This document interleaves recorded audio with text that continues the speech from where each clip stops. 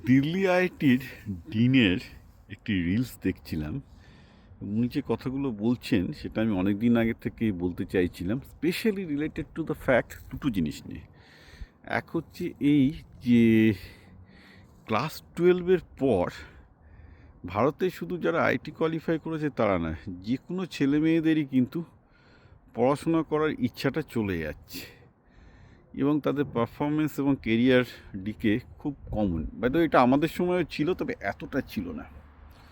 তো দিল্লি আইআইটির ডিন কি বলছেন, উনি বলছেন যে উনি যেটা অবজার্ভ করছেন সেটা হলো এই যে একটা ছেলেকে বা মেয়েকে ক্লাস 7-8 থেকে এখন আপনি আইটি যেই জন্য একদম ঘোড়া পেটানোর মতো পেটাচ্ছেন আর কি, মানে ঘোড়া চট চট চট করে করছেন।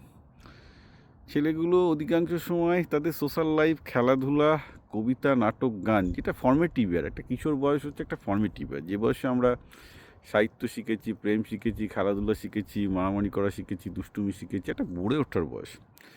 সেই বয়সটাকে আপনি হঠাৎ করে শাটডাউন করে দিলেন, কে বললেন হ্যাট হ্যাট হ্যাট তুই এই এই এই সায়েন্স, এই ফিজিক্স, কেমিস্ট্রি, ম্যাথামেটিক্সের বাইরে কিছু পড়বি না। তো কী হবে, ছেলেগুলো ডেভেলপ করলো না, আইটিতে হয়তো গাঁতিয়ে গাঁতিয়ে পেলো।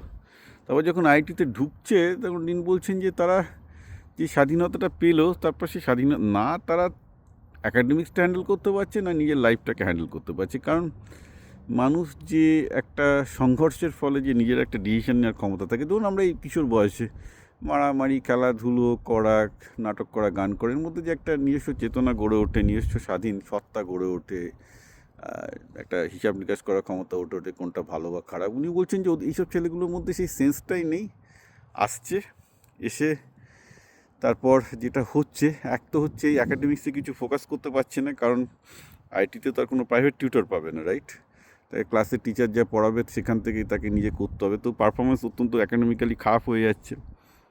আর যখন কোনো প্রাইভেট টিউটর পাচ্ছে না, অ্যাকাডেমিক চিরকাল প্রাইভেট টিউটর সব পড়েছে, আইটিতে প্রাইভেট টিউটর নেই, তারপর হোস্টেলে যাচ্ছে গিয়ে, বিশেষ করে শহরের দিকে। আইটি খড়গপুরে এই ব্যাপারটা কম, কিন্তু যে আইটিগুলো ধরুন শহরাঞ্চলে আছে সেখানে গিয়ে এখন তো প্রচুর ডেটিং অ্যাপ আছে, তারা জানে আইটি স্ট্যাম্প লেগে গেছে মানে মেয়ে পাওয়া যাবে, প্রেম করা শুরু করে দিচ্ছে, পার্টিতে যাচ্ছে, গিয়ে প্রত্যেকের রেজাল্টই ভীষণ খারাপ, কিছু শিখছেও না। হ্যাঁ, শুধু আইটি একটা স্ট্যাম্প নিয়ে বেরোনোর চেষ্টা করছে। অবভিয়াসলি এর মধ্যে যেটা হতো আগে, যেটা হতো তাতেও কোনো সমস্যা হতো না, ঠিক আছে একটা আইটি স্ট্যাম্প লেগে গেছে মানে একটা ভালো কোম্পানি এসে তোমাকে তুলে নিয়ে যাবে, চাকরি দিয়ে যাবে, এই ব্যাপারটা ছিল আগে।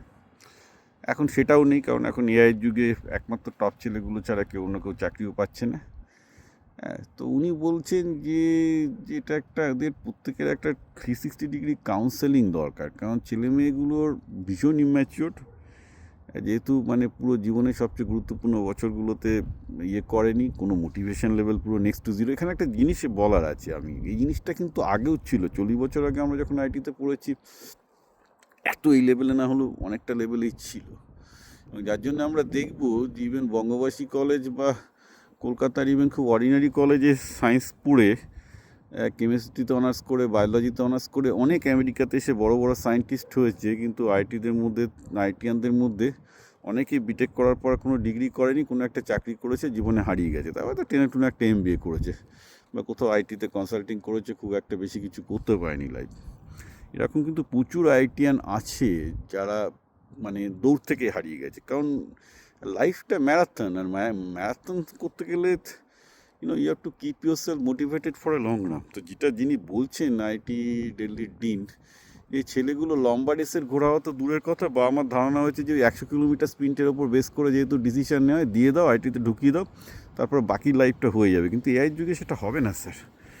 নাও আমরা এমন একটা টাইম এসে পৌঁছাচ্ছি যেখানে হিউম্যান কোয়ালিটিগুলোর, হিউম্যান লাইফগুলোর ভ্যালু অনেক বেশি। যে ছেলেগুলো নাটক পায়নি, সাহিত্য পায়নি, এটাই বারবার করে বলছি, মানুষ চেনে না, বাজার চেনে না, তারা ফিজিক্স কেমিস্ট্রিতে ভালো হয়ে, ম্যাথামেটিক্সে ভালো হয়ে খুব একটা বেশি কিছু করতে পারবে না।